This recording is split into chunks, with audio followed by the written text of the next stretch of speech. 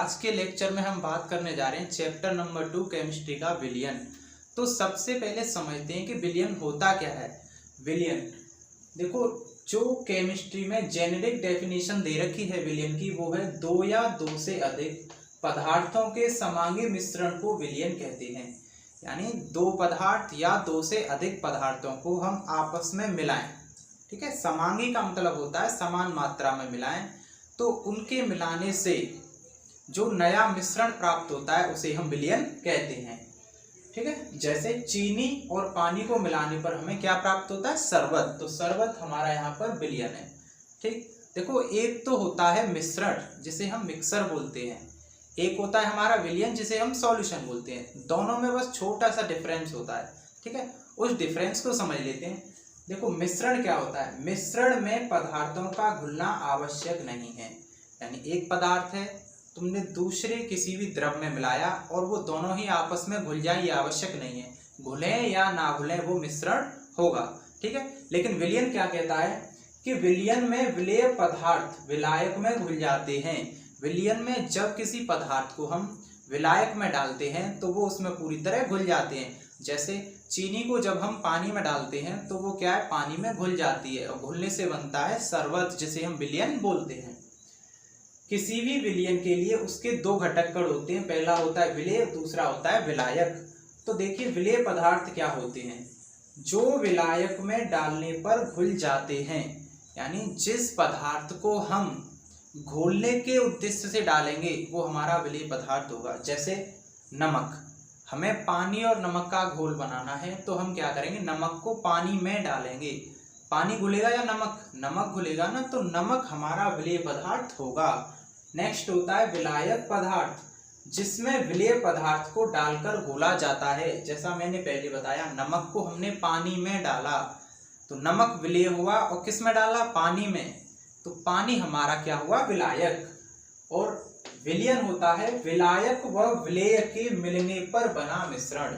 और इन दोनों के यानी विलेय पदार्थ और विलायक पदार्थों के मिलने पर जो मिश्रण बनता है उसे हम विलयन कहते हैं। देखो विलयन के प्रकार, टाइप्स ऑफ सॉल्यूशन। विलयन को जो है दो भागों में बांटा गया है, उनकी प्रकृति के आधार पर दो भागों में बांटा गया है। सबसे पहला जो हमारा भाग है वो है अवयवों के आधार पर।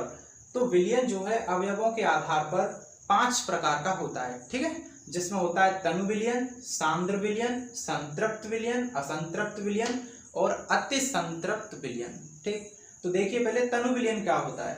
जिस विलयन के इकाई आयतन में विलेय की सांद्रता कम हो। जिस विलयन के इकाई आयतन में जो विलेय पदार्थ है उनकी सांद्रता कम हो, वो हमारा तनु विलयन होगा। सरल भाषा में समझने के लिए ऐसा विलयन जिसमें जो विलेय पदार्थ हैं उनकी मात्रा बहुत ही ज्यादा कम हो, वो तनु होगा। ठीक है, नेक्स्ट है सांद्र विलयन। जिस विलयन के इकाई आयतन में विलेय की सांद्रता अधिक हो।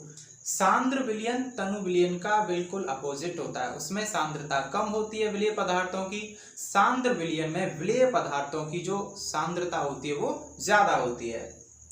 थर्ड होता है हमारा संतृप्त विलयन। संतृप्त होता है जब स्थिर ताप पर विलेय अधिक मात्रा में घुले हों। स्थिर ताप पर जो विलेय पदार्थ हैं उनकी मात्रा अधिक हो। हमें चाहिए 5 किलोग्राम, मिल जाए 5.5 किलोग्राम, ज्यादा हो गया। तो आवश्यकता से जब ज्यादा मिलता है तब ऐसी कंडीशन संतृप्त विलयन कहलाती है। असंतृप्त विलयन ठीक संतृप्त का उल्टा होता है, जब स्थिर ताप पर विलेय आवश्यकता से कम मात्रा में घुले हों। हमें आवश्यकता 5 की थी, अब 4.5 मिल गया, तो आवश्यकता कम हो गई ना। तो जितनी आवश्यकता है उससे कम मात्रा में हमें अगर विलेय पदार्थ घुले हों तो वो होता है असंतृप्त विलयन। लास्ट होता है अति संतृप्त विलयन। जब स्थिर ताप पर विलेय संतृप्त से भी ज्यादा मात्रा में घुले हों। संतृप्त में आवश्यकता से ज्यादा होते हैं, तो अति संतृप्त नाम से पता पड़ रहा है ना, अति अति यानी ज्यादा, अति संतृप्त संतृप्त से भी ज्यादा हम कह सकते हैं। जिसमें विलेय पदार्थ सबसे ज्यादा मात्रा में घुले हों वही हमारा अति संतृप्त होता है। ये तो थे हमारे अवयवों के आधार पर विलयन के प्रकार। अब बात करते हैं नेक्स्ट जो हमारा दूसरा टाइप है कि उसके आधार पर विलयन कितने प्रकार के होते हैं। चलिए उसे देखते हैं। सेकंड टाइप है हमारा भौतिक अवस्था के आधार पर विलयनों के प्रकार। अभी हमने पढ़ा अवयवों के आधार पर, अब हम जानेंगे भौतिक अवस्था के आधार पर। तो भौतिक अवस्थाएं, हमें पता है पदार्थ की 3 भौतिक अवस्थाएं होती हैं, ठोस, द्रव, गैस। तो सिंपल सी बात है कि जो विलयन होते हैं वो भी 3 प्रकार के होंगे, गैसीय विलयन, द्रवीय विलयन और ठोस विलयन। तो सबसे पहले हम बात करते हैं गैस विलयन की। ऐसा विलयन जिसमें विलायक गैसीय अवस्था में होते हैं। देखो विलयन में 2 घटक कण होते हैं, एक विलेय एक विलायक। तो विलेय कुछ भी हो, लेकिन जब विलायक यानी जिसमें हमें विलेय डालना है, घोलना है, अगर वो गैसीय अवस्था में है तो वो होगा हमारा गैसीय विलयन। ठीक है। नेक्स्ट है द्रव विलयन। ऐसा विलयन जिसमें विलायक द्रव अवस्था में होते हैं, जैसे पानी, पानी में चीनी घोलना, तो इसमें विलायक का काम कौन करेगा? पानी। तो पानी हमारा कैसा होना चाहिए? द्रव अवस्था में, यानी विलेय ऐसे पदार्थ में घोला जाएगा जो द्रव अवस्था में होगा। सीधी सी बात है, ऐसा विलयन जिसमें जो हमारा विलायक है वो द्रव अवस्था में हो, द्रव विलयन कहलाता है। विलयन की जो अवस्था होती है वो विलायक पर निर्भर करती है, यानी जिसमें हमें कोई ऑब्जेक्ट डालना है, जिसमें हमें कोई विलेय पदार्थ घोलना है, उस पर डिपेंड करती है, घोलने वाले पर, घुलने वाले पर नहीं, घोलने वाले पर। ठीक है, यानी विलायक पर। नेक्स्ट होता है ठोस विलयन।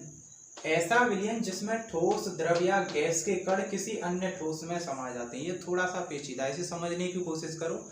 इसका मतलब है कि ठोस और द्रव और गैस विलेय किसी भी अवस्था में हो, वो किसी अन्य ठोस में अंदर समा जाए। विलायक हमारा ठोस है, ठीक है, विलेय ठोस, द्रव, गैस हो सकता है। तो जब ये किसी अन्य ठोस पदार्थ में समा जाए तो इस तरह का जो मिश्रण होगा वो हमारा ठोस विलयन कहलाएगा। एक बार फिर से देख लो।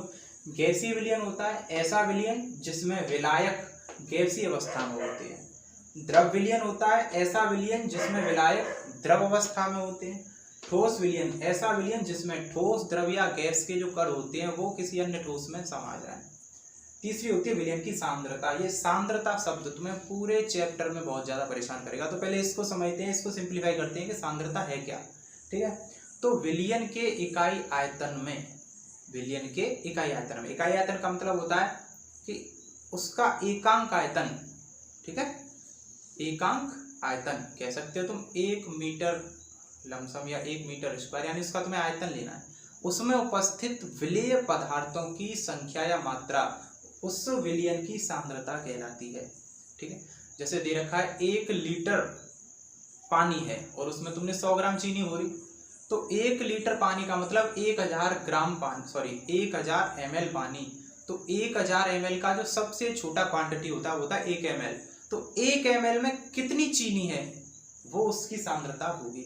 ठीक है, तो विलयन के इकाई आयतन में उपस्थित विलेय की मात्रा उस विलयन की सांद्रता कहलाती है। ठीक है, विलयन हमेशा लीटर में या किलोग्राम में मापा जाएगा, मीटर में। ठीक है, वो मैंने समझाने के लिए वो ऐसे एक्सप्रेशन निकल गया था, तो इस चीज पर फोकस करना। विलयन जो है, विलयन की सांद्रता जो है विलयन के इकाई आयतन में छोटी से छोटी इकाई मात्र, लीटर में है तो 1 ml, किलोग्राम में है तो 1 ग्राम। ठीक है, उसमें उपस्थित विलेय पदार्थों की संख्या ही उसकी सांद्रता कहलाती है।